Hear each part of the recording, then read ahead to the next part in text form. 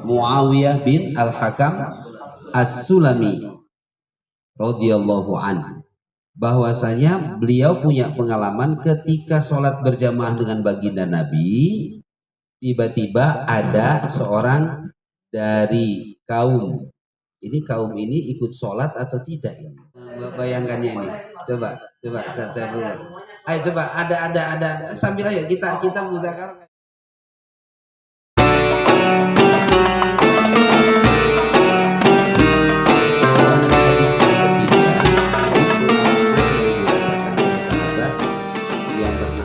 Bin Al-Hakam As-Sulami radhiyallahu an, bahwasanya beliau punya pengalaman ketika sholat berjamaah dengan baginda Nabi, tiba-tiba ada seorang dari kaum ini ikut sholat atau tidak ini?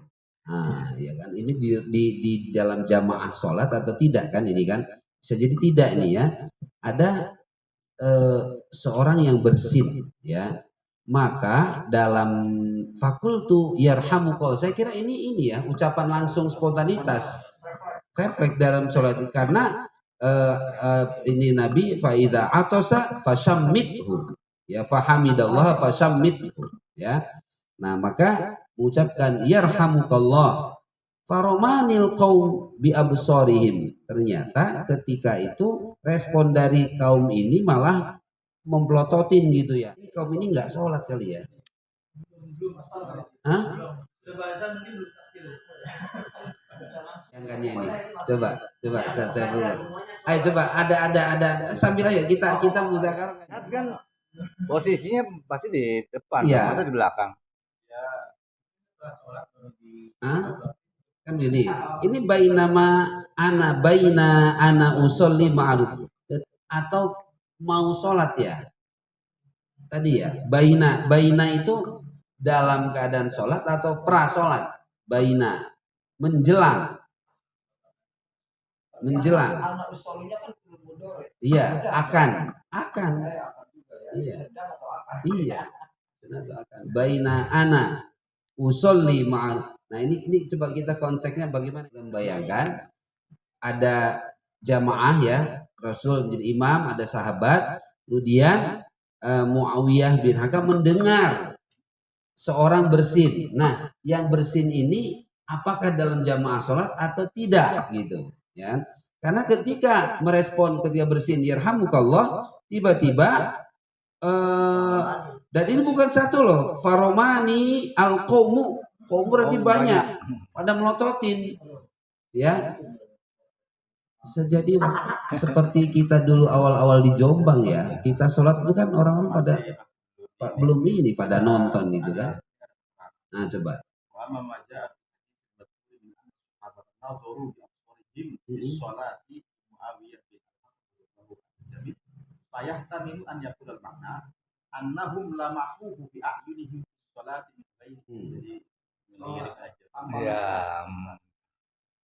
Yang melirik siapa itu? Yang omnya yang sedang sholat bersamanya. Pada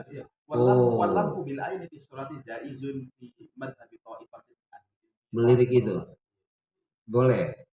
Ada yang mengatakan bahwa boleh itu. Atau karena mungkin ini kan baru awal-awal Islam. Iya, belum ya, masih iyalah. Ada juga kan yang mabok juga gitu kan. Iya. Makanya la taqrabus sholata wa antum sukara, awal-awal gitu kan. Nah, jadi kira-kira kaget mungkin ya. Yarhamukallah.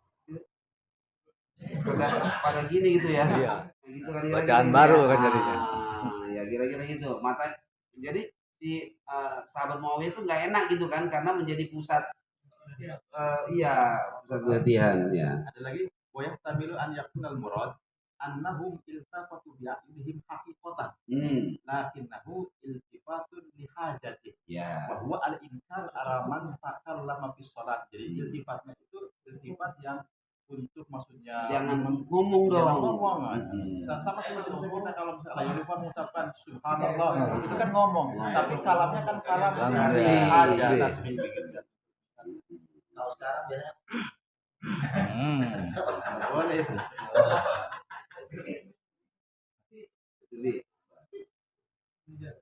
Jadi apa namanya? Coba kita bayangkan ketika itu yarhamukallah, tapi kan yarhamukallah. Bukan wasuklah ngomongnya, bukan wasuklah ummiyah itu kan. Tasbihnya tasbih yang sudah ditetapkan. Oh ya, tidak kata yang lain ya. Jadi ya ininya yarhamukallah. Kemudian pada tadi yang kedua, terang kedua, boleh juga katanya melirik itu untuk mengingatkan ya, karena ini ada hajat bahwasanya sholat itu nggak boleh ya, selain yang sudah contoh Nabi, kalau ada apa juga hanya tasbih, takbir ya, dan juga Quran tadi itu. Maka nah kemudian dia fakultunya wasukla ummiyah itu dalam hati atau dalam hati kayaknya ya, nggak mungkin ya dalam hati celaka nih saya ini gitu kan, waduh dipelototin orang gitu ya. Masa nukum tanzurun ila, dalam hati juga kenapa sih mereka melototin saya gitu ya, kenapa itu ya. Faja'alu yadribuna bi aidihim ala afqadihim, man yadribun faja'alu yadribun, oh malah begitu ya. Nah yadribun ala afqadihim fala maraitu yusommitunani sakattu. Ketika saya melihat mereka itu tujuannya ada supaya saya tidak boleh ngomong lagi, maka saya diam gitu ya. Nah selesai sholat baginda Nabi memanggil bi abi huwa wa ummi, artinya ini dipanggil sudah diberitahu kan. Baru Muawiyah menyatakan testimoninya ya kan, gitu kan, testimoninya apa yang sudah ditegur oleh baginda Nabi itu kan, demi ayah dan bundaku ya, aku tidak melihat seorang muallim baik sebelum dan sesudah ini yang lebih baik daripada baginda Nabi, dan demi Allah karena Nabi itu tidak memukul tidak membentak saya, tidak memukul saya, tidak mencela saya. Nah tiga ini saya ingat tulis ini poin. Guru tidak boleh pertama membentak, dua memukul, tiga mencela. Ini kaharoni, dorobani, syatama. Dihindarkan ini ya.